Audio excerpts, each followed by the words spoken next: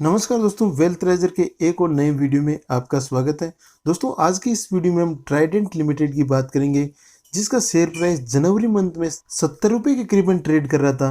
उसका share price आज की डेट में 36 रुपये के करीबन ट्रेड कर रहा है। आखिर ये ट्राइडेंट में इतनी गिरावट क्यों हो रही है, इसका रीजन फाइंड आउट करने की कोशिश करेंगे और हमारी कोशिश रहेगी कि इसका कंप्लीट ओवरव्यू किया जाए, कंप्लीट केस स्टडी किया जाए कि इसका शेयर प्राइस लगातार क्यों गिर रहा है। आखिर कंपनी में वो कौन सी प्रॉब्लम आ गई है जिसकी वजह से ये कंपनी इन्वेस्टर्स का भरोसा कायम नहीं रख पा रही है। तो कंप्लीट केस स्टडी करेंगे। वीडियो में आगे बढ़ने से पहले दोस्तों, अगर आपके पास डीमैट अकाउंट नहीं है तो डीमैट अकाउंट ओपन करने का लिंक वीडियो के डिस्क्रिप्शन में दिया गया है, जहां पर आप अपनी इच्छा के अनुसार डीमैट अकाउंट ओपन कर सकते हैं और इन्वेस्टमेंट जर्नी को स्टार्ट कर सकते हैं। दोस्तों, ट्राइडेंट लिमिटेड की शुरुआत अप्रैल 1990 में हुई थी, जहां पर इसका नाम अभिषेक इंडस्ट्रीज था, लेकिन अप्रैल 2011 में इसका नाम अभिषेक इंडस्ट्रीज से बदलकर ट्राइडेंट लिमिटेड कर दी गया। इसकी दो मेन मैन्युफैक्चरिंग यूनिट्स है, जिसमें से एक बरनाला पंजाब में है और एक बुधनी मध्य प्रदेश में है, जहां पर ये यार्न, टेरिटावल, बेडशीट, पेपर और केमिकल्स का प्रोडक्शन करती है। यानी दोस्तों, ये कंपनी मेनली टेक्सटाइल और पेपर का प्रोडक्शन करती है। पेपर में भी ये नॉन कॉपियर और कॉपियर दोनों प्रकार के पेपर का प्रोडक्शन करती है। दोस्तों, ट्राइडेंट लिमिटेड टेरिटावल बनाने की वर्ल्ड की लार्जेस्ट मैन्युफैक्चरर कंपनी है। इसके साथ ये व्हीट स्ट्रॉ बेस्ड पेपर बनाने की भी लार्जेस्ट मैन्युफैक्चरर है। ट्राइडेंट लिमिटेड के पास वर्ल्ड क्लास इंफ्रास्ट्रक्चर है, वर्ल्ड क्लास टेक्नोलॉजी है और ट्राइडेंट के पास globally best in class business partners है। कंपनी ने शुरुआत से ही काफ़ी एफर्ट्स लगाए हैं, इसकी मैनेजमेंट टीम ने भी काफ़ी हार्ड वर्क किया है, तब जाकर ये कंपनी वर्ल्ड की लार्जेस्ट मैन्युफैक्चरर कंपनी बनी है टेरिटावल में और व्हीट स्ट्रॉ बेस्ड पेपर बनाने में। ट्राइडेंट लिमिटेड के करंट आउटपुट्स को देखें तो टोटल यार्न प्रोडक्शन हुआ है 1,25,500 metric ton, total bed linen production हुआ है 39 million meters, total bath linen production हुआ है 55,000 मेट्रिक टन और टोटल पेपर प्रोडक्शन हुआ है 1,58,500 मेट्रिक टन।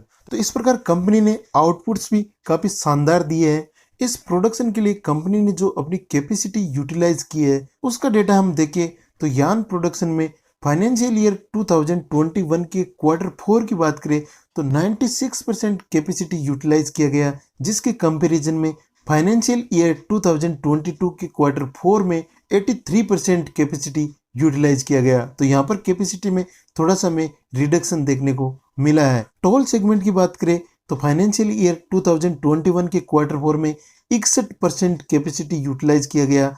इसके कंपैरिजन में फाइनेंशियल ईयर 2022 के Q4 में 46% कैपेसिटी यूटिलाइज किया गया। तो यहाँ पर भी कैपेसिटी में रिडक्शन देखने को मिला है। सिटिंग सेगमेंट की बात करें तो फाइनेंशियल ईयर 2021 के Q4 में 92% कैपेसिटी यूटिलाइज किया गया। उसके कंपैरिजन में फाइनेंशियल ईयर 2022 के Q4 में 80% का कैपेसिटी यूटिलाइजेशन देखने को मिला। तो यहाँ पर भी कैपेसिटी में रिडक्शन देखने को मिला है। पेपर सेगमेंट की बात करें तो फाइनेंशियल ईयर 2021 के Q4 में 92% का कैपेसिटी यूटिलाइजेशन देखने को मिला।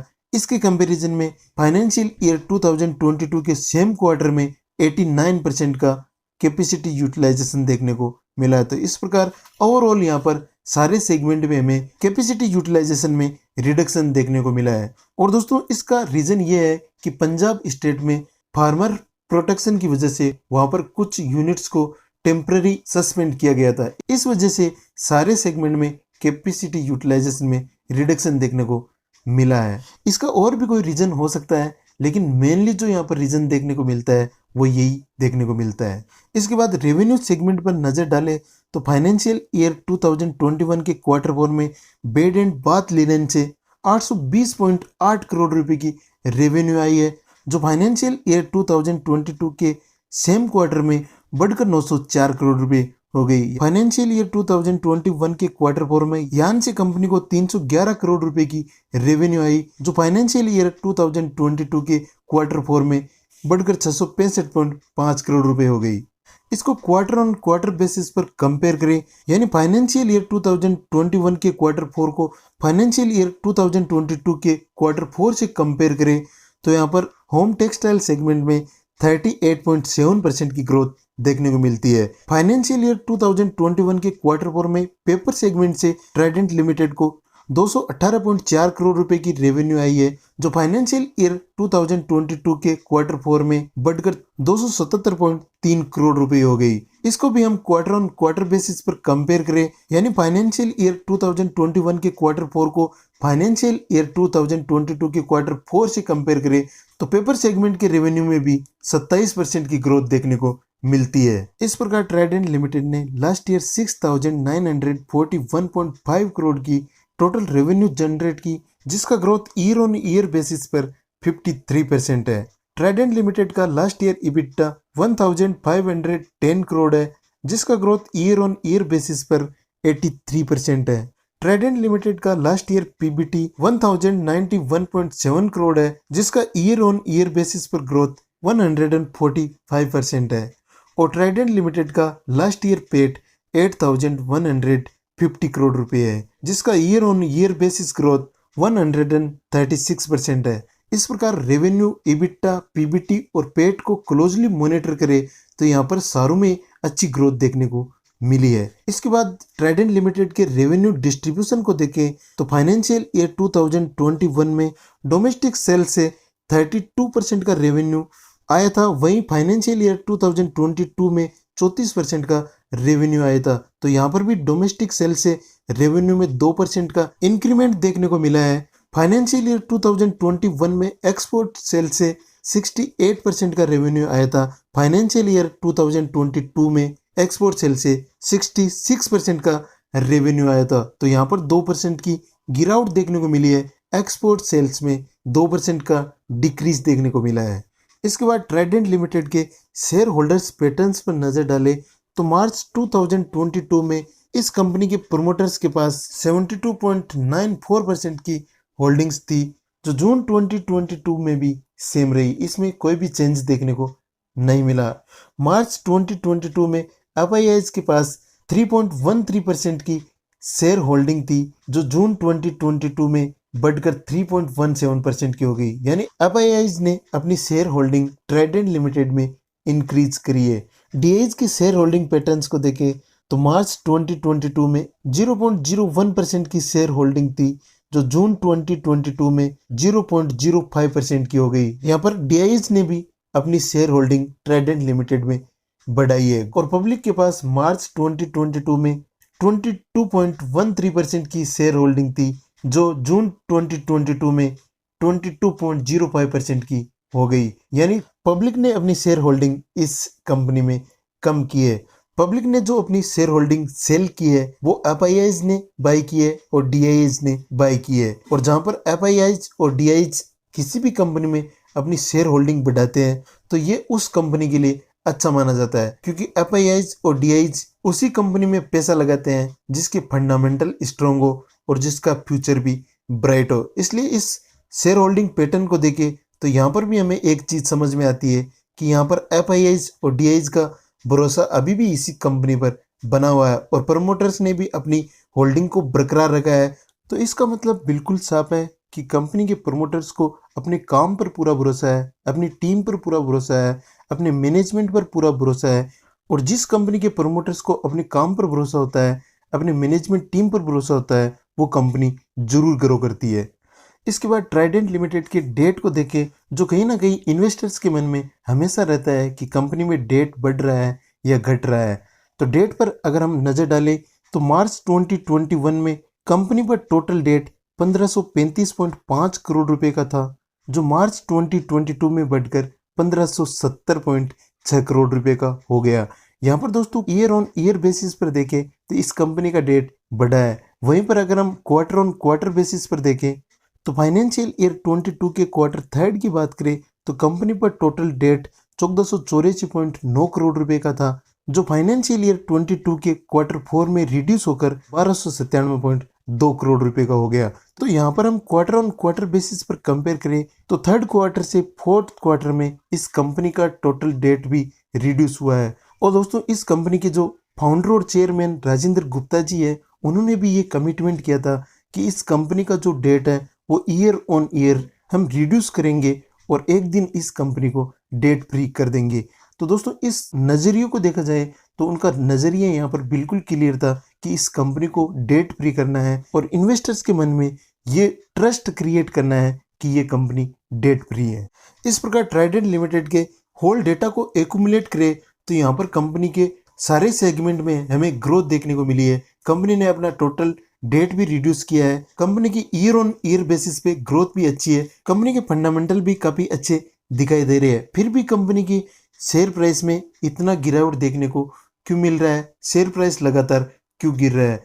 तो इसका दोस्तों अगर हम रीजन देखें तो यहाँ पर हमें थोड़ा सा रीजन समझ में आता है कि जब हम इसके लेटेस्ट क्वार्टरली रिजल्ट को देखेंगे तो वहां पर हमें कुछ रीजन देखने को मिल जाएंगे, क्योंकि वहां पर हमें थोड़ा सा फॉल देखने को मिला है। अगर हम इसको क्लोजली देखेंगे तो हमें भी ये साफ समझ में आ जाएगा। यहाँ पर हम ट्राइडेंट लिमिटेड के लेटेस्ट क्वार्टरली रिजल्ट्स को देखें, यानी जून 2022 के रिजल्ट्स को देखें तो यहाँ पर नेट सेल्स की 1679 करोड़ रुपए की। इसमें कंपनी का ऑपरेटिंग प्रॉफिट है 318.5 करोड़ रुपए, ऑपरेटिंग प्रॉफिट मार्जिन है 18.96%, नेट प्रॉफिट है 129.35 करोड़ रुपए। इसको आप अगर लास्ट ईयर के सेम क्वार्टर से कंपेयर करके देखेंगे, यानी जून 2021 के सेम क्वार्टर से कंपेयर करेंगे तो सेल्स 13.32% बढ़ा है, ऑपरेटिंग प्रॉफिट 26.85% कम हुआ है, ऑपरेटिंग प्रॉफिट मार्जिन 10.41% से कम हुआ है,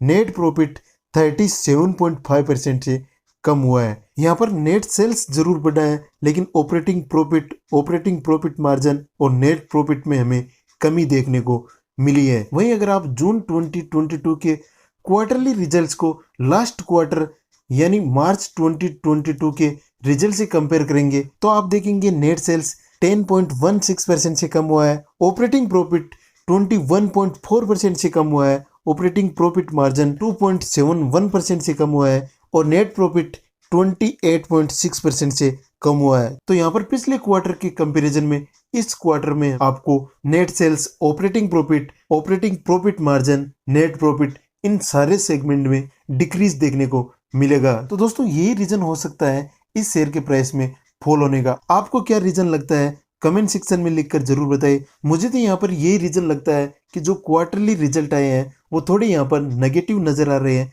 इस वजह से यहाँ पर इन्वेस्टर्स में वो पेशेंस हमें नहीं दिख रहा है।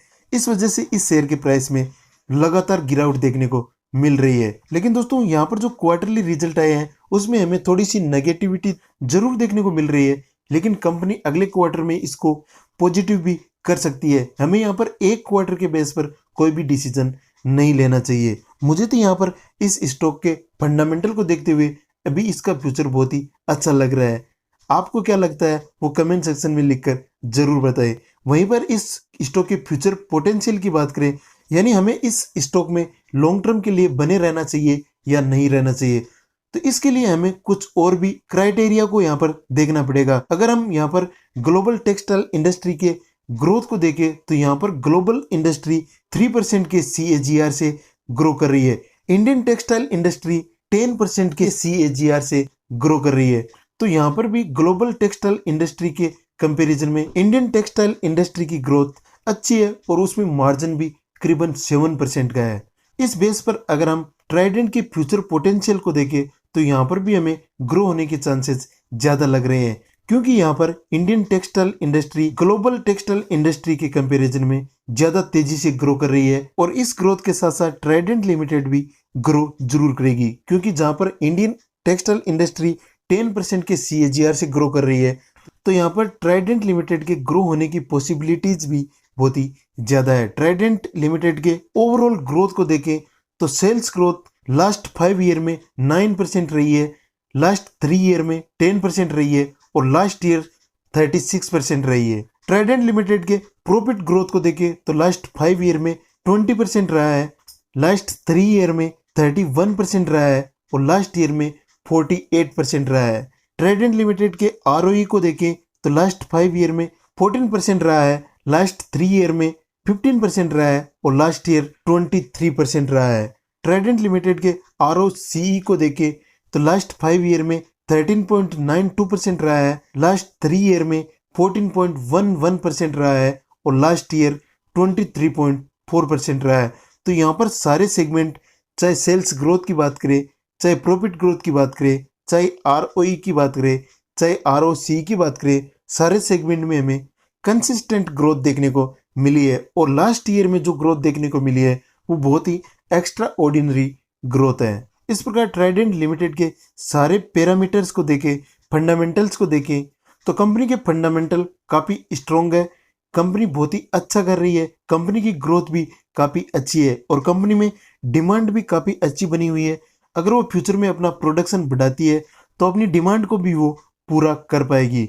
यहाँ पर थोड़ा इश्यू आता है, इसके पिछले जो क्वार्टरली रिजल्ट आए हैं वो थोड़े से नेगेटिव जरूर देखने को मिले हैं, लेकिन ट्राइडेंट लिमिटेड के इस क्वार्टर में जो रिजल्ट आएंगे उसमें हमें पॉजिटिविटी जरूर देखने को मिलेगी, क्योंकि कंपनी बहुत ही अच्छा कर रही है। इस क्वार्टर में इस कंपनी के पॉजिटिव रिजल्ट देखने को मिलेंगे।